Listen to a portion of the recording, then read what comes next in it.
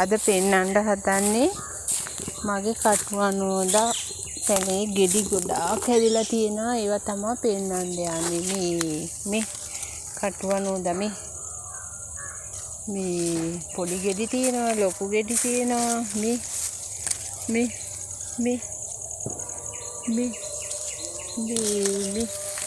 ගොඩාක් තියෙනවා හැදිලා මේ මෙතන ගෙඩියක්.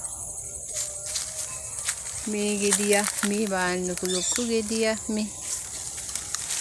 අතනත් ගෙඩියක් තියෙනවා ලොකු ගෙඩියක් තාම හැබැයි 100%ක්ම පැහිලා නැහැ. දැන් අද සුද්ධ කරලා තියෙන්නේ වත්ත. මේ ගෙඩි 15ක් විතර වගේ තියෙනවා. මේ ගහ කොච්චරද කියලා කිව්වොත් බලන්න. ඒ පොඩි පැලයක් මේ මං ඉතින් අනෝදා ගෙඩියක් දැන් ඔයාලට පෙන්නන්නත් එක්ක කඩන්නම් ඉතින් මෙව්වා. තාමත් ඖෂධීය පළතුරක් නේ. කඩන්නත් බෑ ඉතින් එක අතේ.